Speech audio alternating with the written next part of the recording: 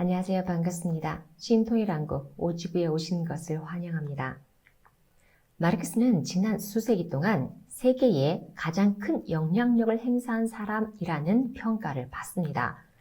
마르크스의 사후 40년이 지나가기도 전에 그의 이론을 추종하는 소련이라는 공산주의 국가가 생겨났고 2차 세계대전 이후에는 제2세계라고 불리는 새로운 공산권 국가의 동맹이 생겨나기도 했던 것입니다. 마르크스의 사상은 철학, 심리학, 역사학, 정치학, 경제학, 사회학 등의 굉장히 다양한 분야를 가로지르고 있는데 철학으로는 헤겔의 영향을 받아서 역사적 유물론을 제시했고 경제학으로는 잉여가치설을 그리고 혁명가로서는 과학적 사회주의를 제시했습니다. 모든 사회에는 학문과 예술, 법과 정치, 종교와 철학이 있습니다. 우리는 이러한 것들이 진리를 탐구하고 내외적 가치를 실현하기 위해서 있는 것이라고 생각을 합니다.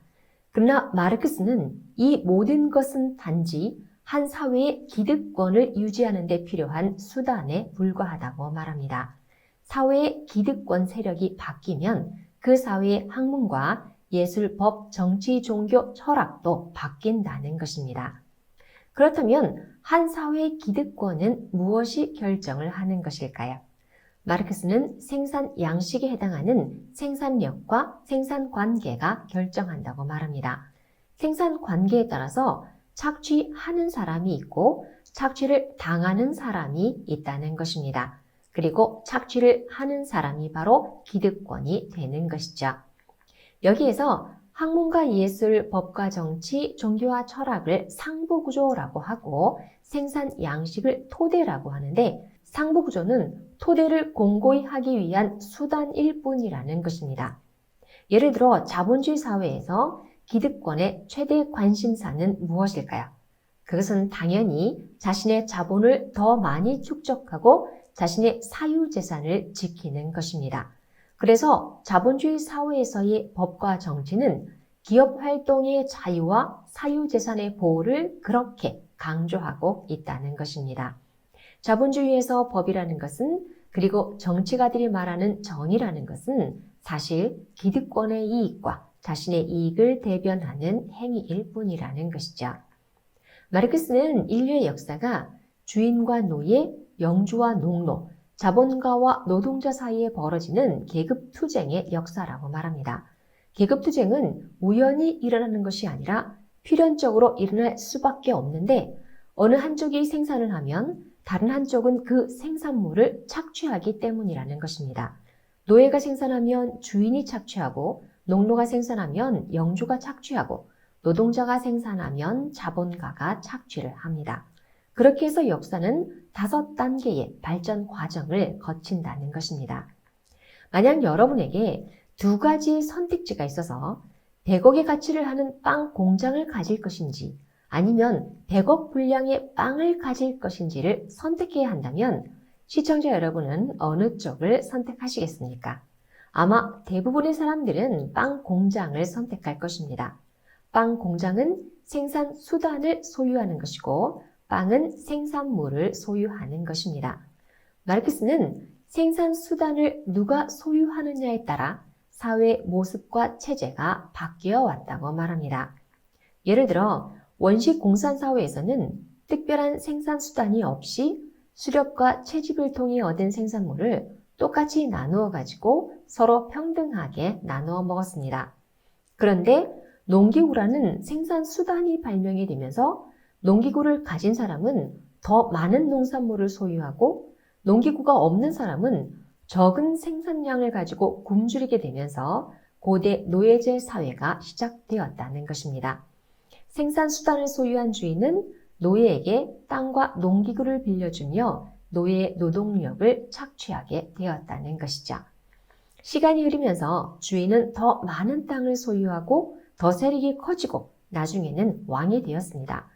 그리고 각 지역에 영주가 생기면서 중세 봉건 사회가 시작이 되었다는 것입니다. 생산 수단인 땅을 소유한 사람들은 많은 서민들을 농노로 고용하였습니다. 땅을 차지한 영주들은 더 큰 땅을 위해 전쟁을 벌이기도 했던 것이죠. 그때의 왕은 교회를 짓고 성직자의 재산을 보장해주면서 대신 종교를 앞세워 자신의 권력을 인정받았습니다. 그렇게 중세시대 1000년이 흘러가게 됩니다. 사회는 더 발전하고 이제 신의 자리를 과학이 차지하게 되었습니다. 새로운 생산수단인 공장과 자본을 갖춘 사람들이 왕을 죽이고 새롭게 권력을 잡게 되는데 그것이 바로 프랑스 혁명입니다. 공장과 자본을 갖춘 권력자들은 부르주아가 되었고 생산수단을 소유하지 못한 서민들은 프롤레타리아라고 규정이 되었습니다. 가진 것이 없는 서민은 오로지 노동력을 제공하는 노동자로 생계를 이어갈 수밖에 없었습니다. 부르주아의 공장에 들어가 하루 종일 일하고 얼마 안 되는 월급을 받으며 생활했던 것입니다. 이렇게 인간 사회의 변천사를 생산수단과 생산물로 나눈 것이 마르크스의 유물론적 역사관입니다. 생산수단을 가진 자와 생산수단을 가지지 못한 자의 끊임없는 대립을 인간의 역사의 주축으로 보는 역사 관점인 것이죠. 마르크스는 근대의 자본주의가 불평등의 문제점을 해결하지 못하고 몰락하여 궁극적으로는 공산주의가 인간 사회의 마지막 형태가 될 것이라고 보았습니다. 산업혁명이 한참 진행되었던 19세기 영국의 상황을 보면 당시의 노동자들은 굉장히 열악한 환경에서 하루 16시간씩 일을 해야 했습니다. 심지어 5세 미만의 아동들도 하루에 14시간씩 일을 해야 했다고 합니다. 그래서 아동들의 노동시간은 하루 12시간을 넘길 수 없고 저녁 9시 이후에는 노동을 시킬 수 없다는 노동법이 생겨나기도 했던 것이죠. 프롤레타리아는 굶어 죽지 않기 위해 열악한 환경에서 힘든 노동을 계속할 수밖에 없었습니다. 마르크스가 보기에 노동자의 삶은 대단히 비참했지만 부르주아의 관심은 오로지 단 하나였습니다. 이들을 더 많이 착취해서 더 많은 돈을 버는 것이었죠. 그렇다면 어떻게 하면 노동자들의 이런 열악한 노동 환경을 개선할 수 있을까요? 자본가들을 설득해야 하는 것일까요? 정치를 바꾸거나 법을 바꾸거나 교육을 다시 해야 할까요? 마르크스가 보기에는 아니었습니다. 상부구조는 토대가 결정을 합니다. 상부구조는 토대를 유지하는 수단일 뿐입니다. 따라서 이러한 노동 상황을 바꾸려면 학문이나 예술, 법, 정치, 종교, 철학을 바꿀 것이 아니라 생산 관계를 바꾸어야 합니다. 다시 말해 자본가들이 가지고 있는 생산 수단을 빼앗아 노동자들이 공동으로 소유하는 것입니다. 평등한 사회를 이루려면 계급을 없애야 하고 계급을 없애려면 경제가 평등해져야 합니다. 그래서 자본가에게서 생산수단을 빼앗아 노동자가 공동으로 소유하면 부자와 노동자의 경계가 사라지고 계급도 사라지고 인류는 평등해진다는 것입니다. 그런데 자본가들이 그 생산수단을 순순히 내어줄 리 없기 때문에 혁명은 필연적으로 일어날 수밖에 없었습니다. 그래서 마르크스는 만국의 노동자여 단결하라고 말했던 것입니다. 마르크스는 이것이 진짜 철학이라고 말합니다. 지금까지의 철학자들은 세계를 해석만 했지 세계를 변화시킬 생각을 하지 않았다는 것입니다. 중요한 것은 세계를 변화시키는 것이었죠.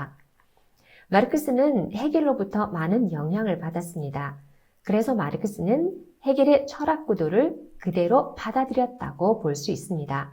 다만 그는 헤겔의 철학을 뒤집어 버립니다.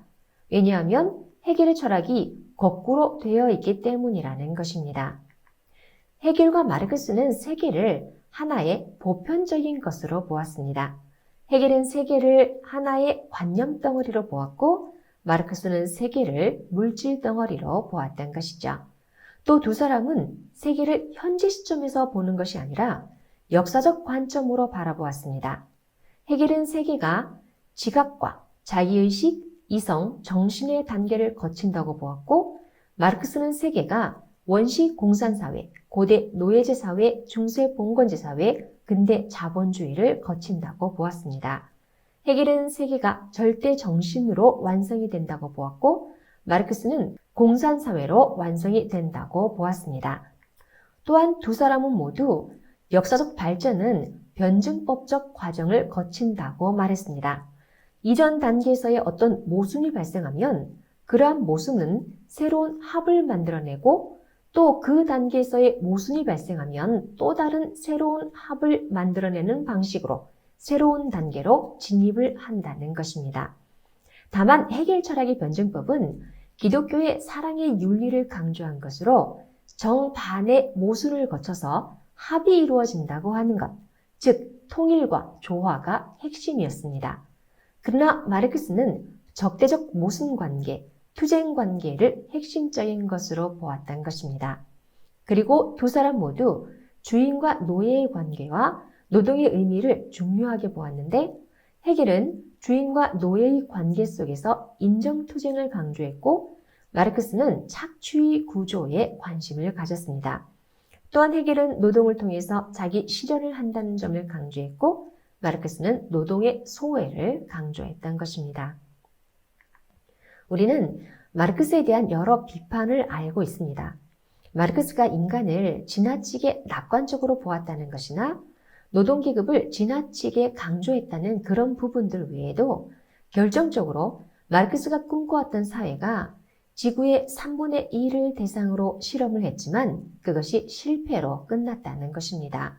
마르크스가 주장했던 자본주의의 모순과 폭발과 그리고 혁명을 거쳐 공산사회로 나아간다고 했던 전제 자체가 맞지 않더라는 것입니다.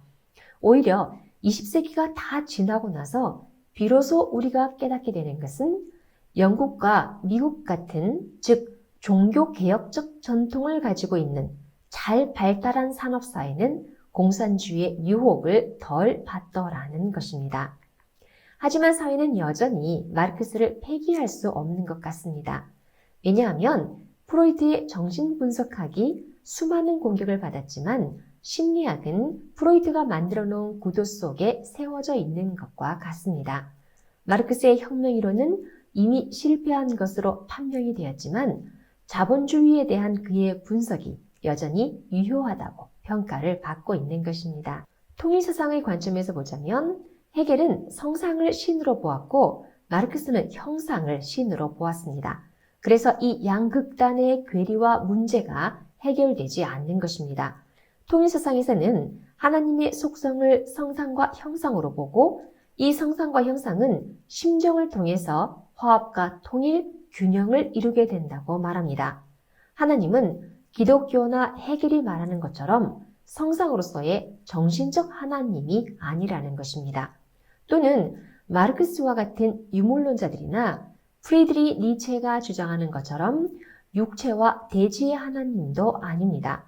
이란 하늘의 하나님과 대지의 하나님이라는 양극단의 내용을 가지고 기독교와 기독교를 반대하는 여러 무신론적인 신학들이 구현되어 왔습니다. 지금까지 유물론은 유물론대로, 관념론은 관념론대로 각각 제 갈 길을 걸어왔습니다. 이제 성상과 형상의 이성성상을 밝힌 통일사상은 진리 그 자체로서 현 시대의 모든 문제를 해결할 수 있는 핵심적 열쇠가 될 것입니다. 다음 시간에 뵙겠습니다. 감사합니다.